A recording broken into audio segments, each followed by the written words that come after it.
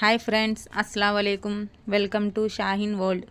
ఈరోజు నేను లేత సొరకాయతో పులుసు చేస్తున్నానండి. ఎలా చేయాలో నేను చూపిస్తాను చూడండి. ఈ విధంగా చేసుకుంటే 2-3 రోజులైనా ఈ పులుసు పాడవదు. సొరకాయ ముక్కల్ని చిన్న చిన్నగా కోసుకోండి. ఒక 4 టమాటాలు, 2 ఉల్లిపాయలు సన్నగా తరిగేసి వేసేసుకోవాలి. ఓ 2 పచ్చిమిర్చీలు నిలువుగా కోసేసుకోండి.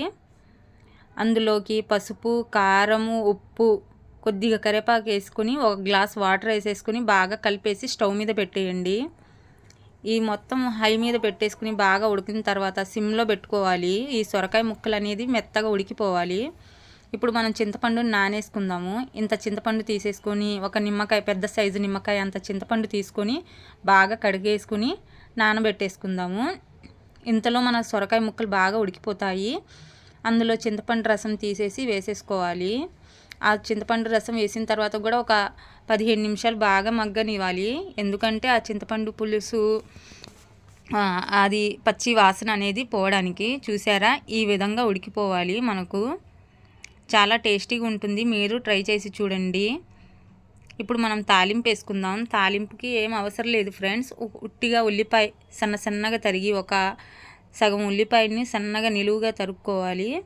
తరిగిన ఉల్లిపాయలు, కొద్దిగా 1 స్పూను జీలకర్ర బాగా దోరగా వేయించుకోవాలి.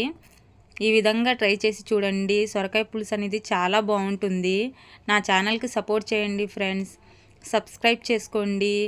ఈ వంట అనేది మీకు నచ్చినట్లయితే ట్రై చేయండి.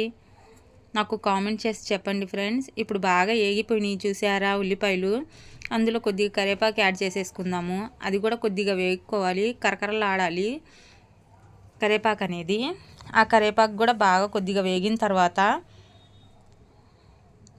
ఈ తాలింపు అనేది స్టవ్ ఆపేసుకొని మనం ఇందాక మరగబెట్టుకున్న దాంట్లోకి సొరకాయ పులుసులోకి ఈ తాలింపు అనేది యాడ్ చేసేసుకుందాము. అంతే ఫ్రెండ్స్, సింపుల్గా అయిపోయిద్ది. 2-3 రోజులైనా ఈ పులుసు అనేది పాడవదు. Thank you friends. ఖుదా హాఫీజ్.